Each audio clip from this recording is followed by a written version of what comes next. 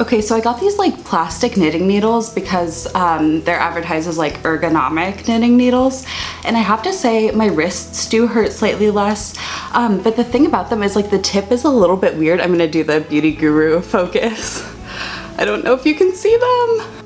I have my brat green nails and then my rainbow nails. I don't think it's gonna focus, but the tips are like they have little bulbs at the end. It was a little bit awkward to knit with at first, but now I'm like kind of obsessed. So I don't know if I'm gonna be like buying other sizes with this. This is the only size I have, and that was because it was the only type of knitting needle in this size, which is I think a size 6 that the craft store had at the time. So I bought it and I do not regret it in the slightest. Hello, I go by Maisie. Welcome back to my channel.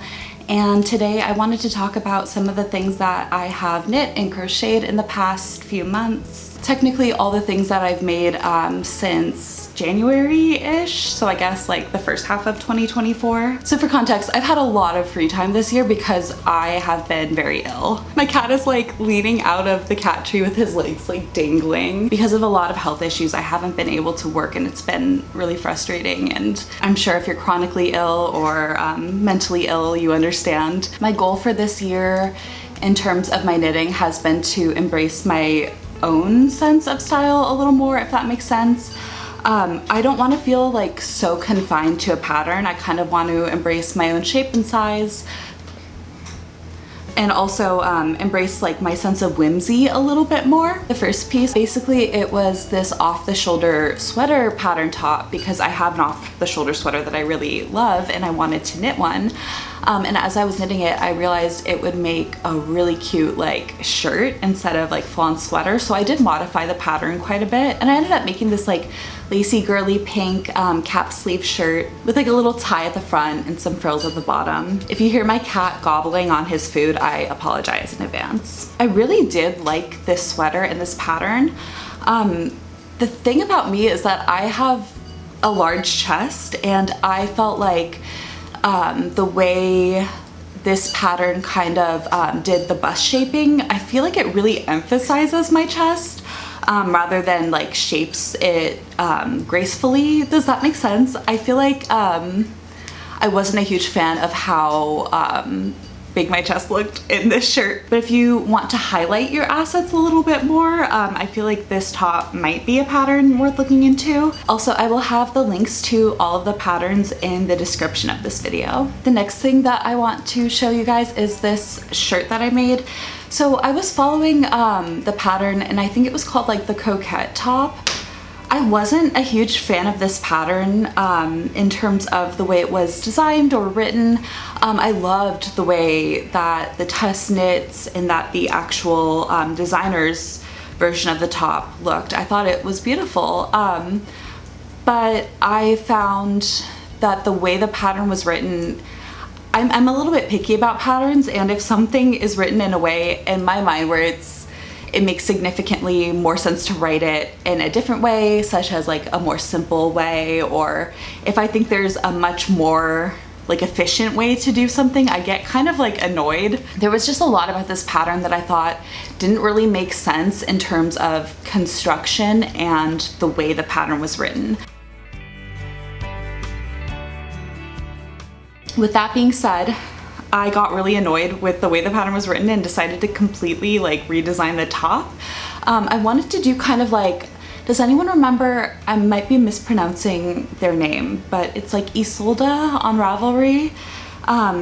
She has this beautiful Snow White, like I think it's called Snow White, and it's a sweater pattern, and it's just so gorgeous, and I would love to knit it this winter.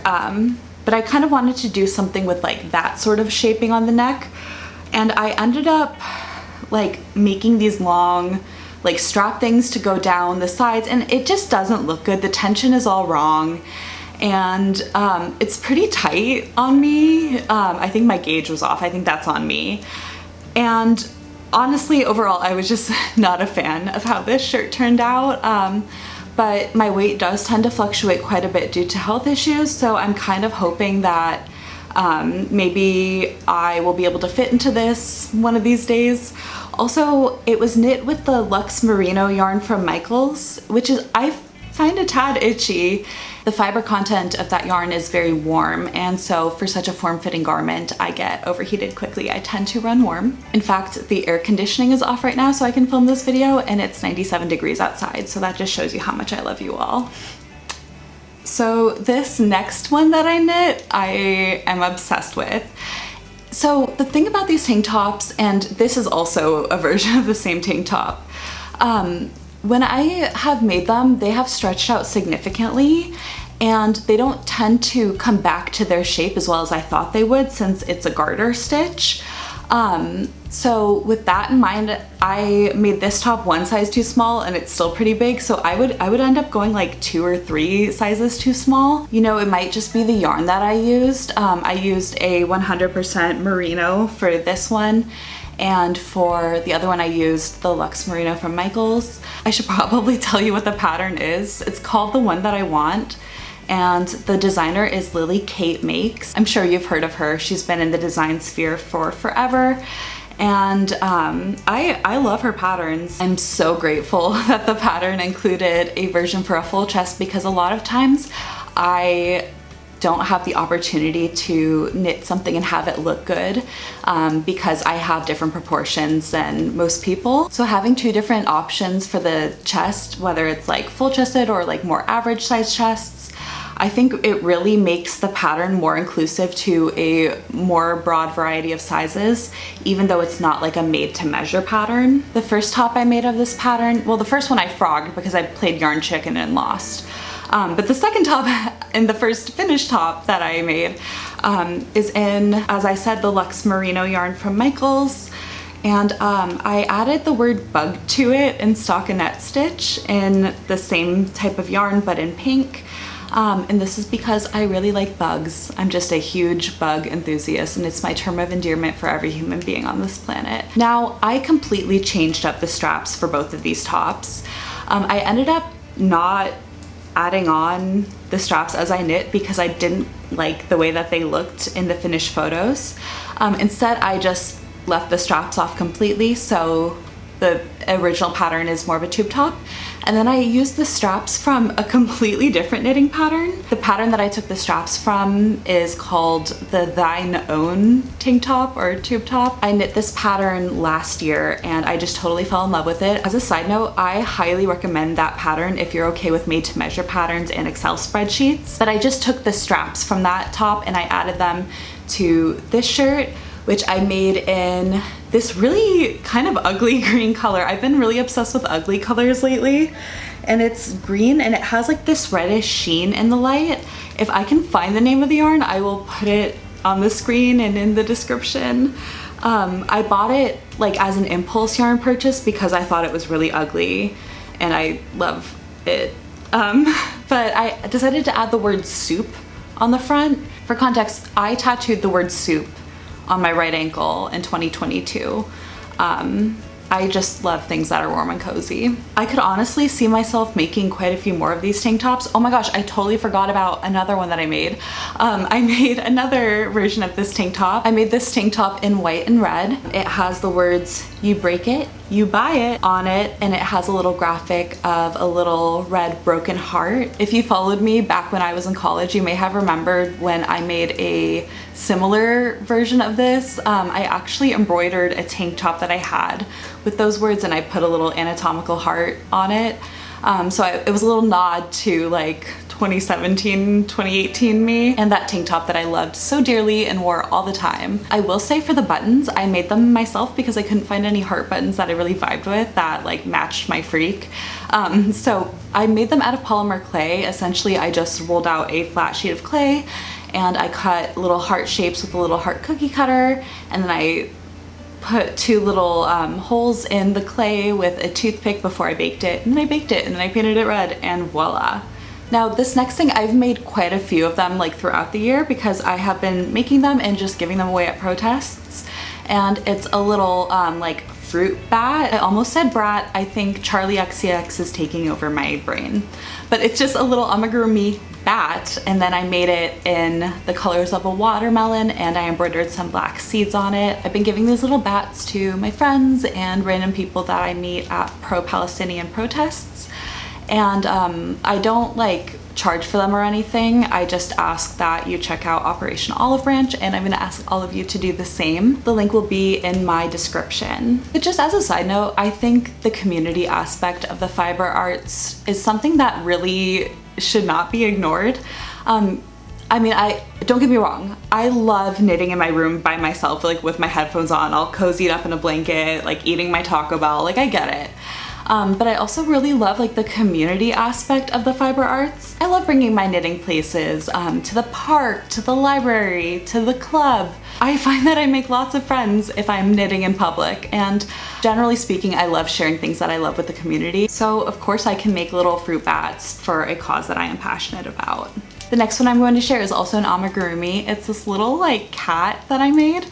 And I also drafted this pattern. This pattern is extremely simple, and that's because I wanted to make it as accessible as possible for people who are new to knitting and might not know all the terminology or have all the skills that a more advanced knitter might have. So I designed it to be really simple, and I am planning on making a little tutorial for this YouTube channel and obviously releasing the pattern for free, so please keep your eyes open for that. Something else that I crocheted was a Coachella outfit for a very dear friend of mine. Basically, I just like took their measurements and they sent me like a couple of like random pictures, and I sent back like a picture of the color that I wanted to use, and they were like literally make anything. So I ended up making a set. I made them a little tank top and shorts. I had them try on the clothes once about halfway through, but total it took me about 15 hours. I didn't have like a full straightforward pattern for either of these. They're kind of an enmeshment of a bunch of different patterns and stitch patterns. Overall, I had such a blast making this, and they look so good in their outfit at Coachella. I thought they looked amazing, so this was probably like one of my favorite things that I've made so far this year. I put my blood, my sweat, and my tears into this next piece. It's a tube top, just a simple little tube top. The goal of this pattern was so it could fit anyone of any size and with any kind of materials that were accessible to you. So basically I taught myself Excel so I could make this pattern. We love women in STEM. I say that as I'm like individually Googling what each function means or how to make it round a number up to the nearest 4 or whatever, but I really wanted this tube top pattern to be accessible, and I was really happy regarding how mine came out. I would like people to test knit this pattern, so if you're interested in test knitting it before I release like a YouTube tutorial and the pattern, DM me. I would love to know if you're open to test knitting. I love incorporating like words and graphics and cute little illustrations on my pieces, so I made that tube top in all stockinette because I also wanted it to be relatively easy for people to add in graphics or color work if they wanted to, or different stitch patterns.